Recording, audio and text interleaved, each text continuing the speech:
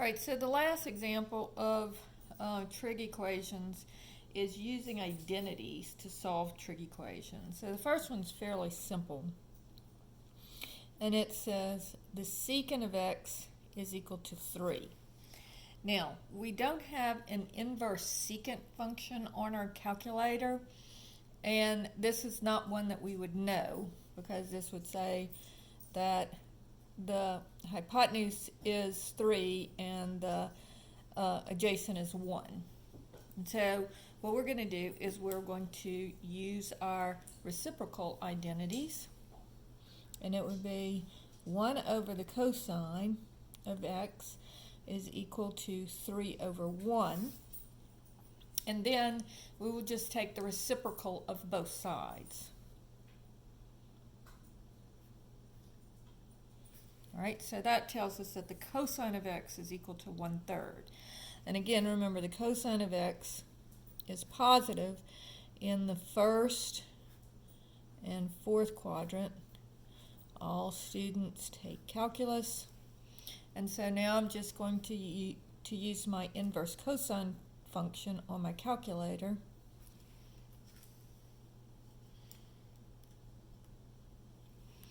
So I'll have 1 divided by 3 equals, and then inverse cosine. And I get 1.23 as my reference angle will be 1.23. So in the first quadrant, it's just 1.23, and in the second quadrant, 1.23. All right, so the first one in the first quadrant, that is the answer, and then the next one will be 2 pi minus 1.23. All right, and then you can just punch that in on your calculator. Problem number 2 says sine of 2x is equal to the cosine, is equal to the cosine of x. All right, so the first thing I need to do is I notice that this says 2x and this says x, so you can't use both, you can't have both of them in the same equation. So what I'm going to do is I'm going to use the double angle formula, and I'm going to substitute for sine of 2x, that's equal to 2 sine x cosine x. Then I need to factor this, so I'm going to set it equal to 0, so I'm going to bring the cosine x over.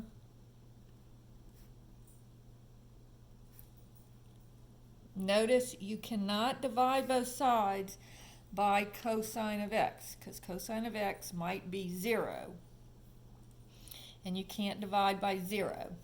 So here I'm going to factor out a cosine of x.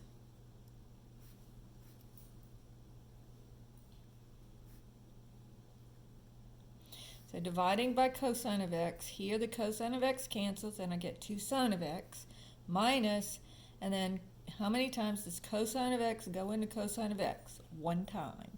So it's 2 sine of x minus 1. So that gives me either cosine of x equals 0 or 2 sine of x minus 1 equals 0. So over here, remember if sine or cosine is equal to 0 or 1, it's going to be on one of the axes. So this is going to be over 1 up 0, over 0 up 1, over negative 1 up 0, and over 0 down 1. All right, so the cosine of x is equal to 0 at pi over 2 and 3 pi over 2. Okay, so those are the two answers for that one. And then here I would have 2 times the sine of x minus 1 equals 0. So 2 times the sine of x, add 1 to both sides and divide by 2. And I get the sine of x is equal to 1/2. All right, and so the sine of x is positive in the first and second quadrant. All students take calculus. This would be 1, this would be 2, and this would be the square root of 3, and this would be 1, 2, and negative square root of 3. And so this is the 30-degree angle, or pi over 6. So this one's in the first quadrant, so it would just be pi over 6. And then this one would be pi minus pi over 6. And so that's how you do that one. And then we'll have one that looks like this.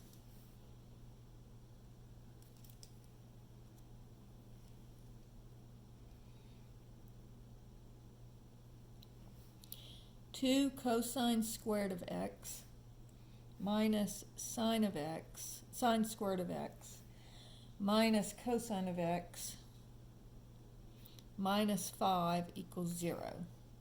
Now, notice on this one, the first thing that I have to do is I have to notice that this is cosine squared of x and this is cosine of x, but here I have sine squared of x. And so when I have sine squared of x, with the rest of them all being cosine of x, I need to use the Pythagorean identity. And remember, sine squared of x plus cosine squared of x equals 1. And so if I solve for sine squared of x by subtracting cosine squared of x from both sides, then I will get all cosine squared of x. So this would be 2 cosine squared of x minus, and in parentheses, substitute, instead of sine squared of x, substitute 1 minus cosine squared of x. And then just copy down the rest of the problem. Now distributing my negative, I get 2 cosine squared of x minus 1 plus cosine squared of x minus cosine of x minus 5 equals 0. So now combining my like terms, I have 2 cosine squared of x and 1 cosine squared of x gives me 3 cosine squared of x. Then I have minus cosine of x, and then I have minus 1 and minus 5. All right?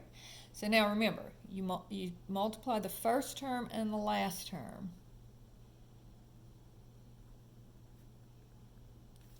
And so I get 3 times negative 6 is equal to negative 18. And that'll factor into negative 1 and 18, negative 2 and 9, and negative 3 and 6. And I'm trying to get 1. So notice that nothing factors that will give me, none of these factors will give me 1. So that means I have to use the quadratic formula. So if you remember, x is equal to minus b plus or minus the square root of b squared minus 4ac all over 2a. So in this case, it would be cosine of x is equal to that. All right, so here a is 3, b is negative 1, and c is negative 6. I'm going to have to use that to solve this one because it will not factor. Now remember, you can use this, even the ones that you can factor. If you're having trouble factoring, you can use the quadratic formula. So I would get cosine of x is equal to, the opposite of negative 1 is 1, plus or minus the square root. Now be careful, this is negative 1 squared. So this is always going to be a positive number. Minus 4 times 3 times negative 6. All over 2 times 3. And so that gives me 1 plus or minus the square root of 1, and then this is going to be plus. And then let's see, 3 times 4 is 12, times 6 is 72.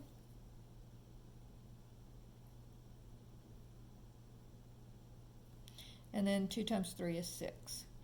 So this gives me 1 plus or minus the square root of 73 over 6. All right? So I'm going to go to a new page and just go from there. So the cosine of x is equal to 1 plus the square root of 73 over 6, and the cosine of x is equal to 1 minus the square root of 73 over 6. So on my calculator, I'm going to say 1 plus the square root of 73, and on this calculator you have to put in 73 and then square root, equals, and you have to hit equals first so that it'll do this addition, and then divided by 6, equal 1.59.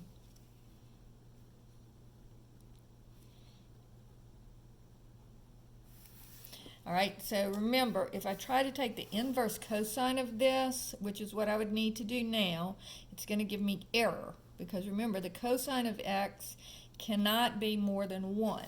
So this is not going to give me any triangles. But if I do, now let's clear that.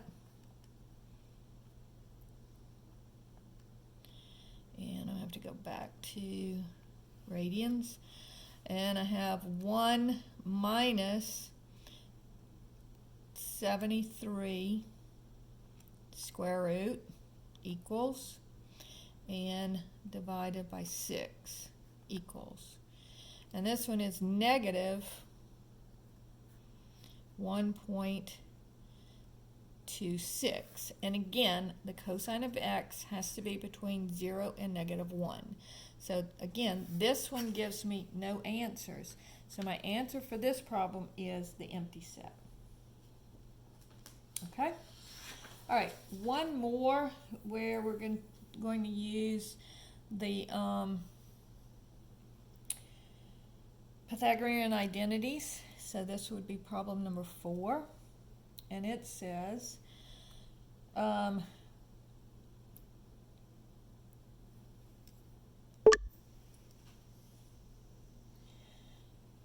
secant squared of x plus 2 tangent of x minus 4 equals 0. All right, so on this one, notice this is tangent of x and this is secant squared of x. So again, we have to change this, just like on the sine and cosine one. We have to change it to the one that's to the first power. And so this is going to be, so remember, 1 plus tangent squared of x is equal to secant squared of x. And so in here, I'm just going to substitute 1 plus tangent squared of x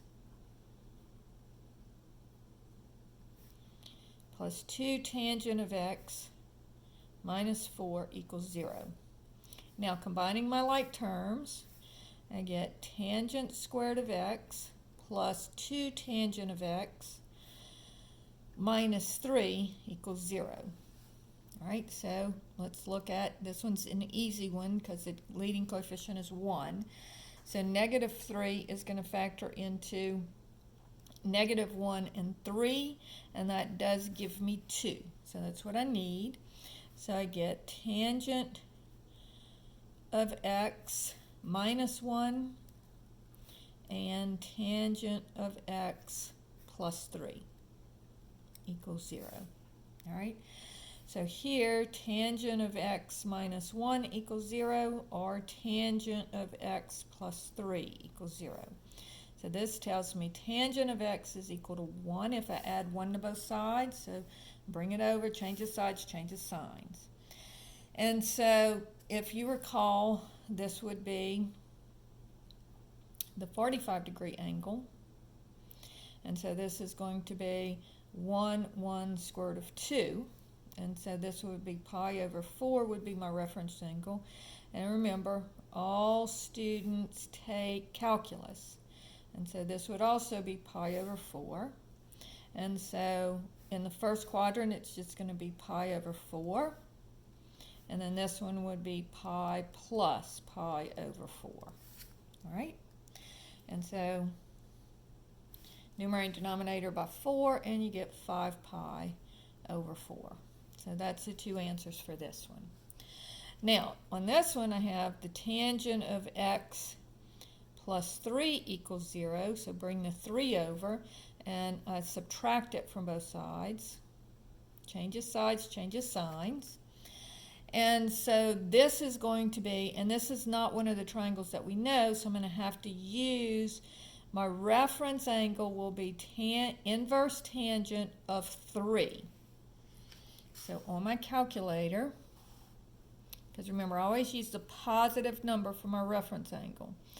So let me change it back to to radians. And if I do 3 and then inverse tangent, I get my reference angle is 1.23 if I round 25 if I round it off. All right? And so now I want to know my tangent is negative. So where is my tangent negative? Well, again, all students take calculus, so it's positive in the first and third quadrant, so it would be negative in the second and fourth quadrant. All right, and so my reference angle is going to be 1.25 and 1.25. So this, here's pi, here's 2 pi. So this one would just be pi minus 1.25, and then this one would be 2 pi minus 1.25. And so there are my two answers for that problem. And so that finishes up using identities in trig problems.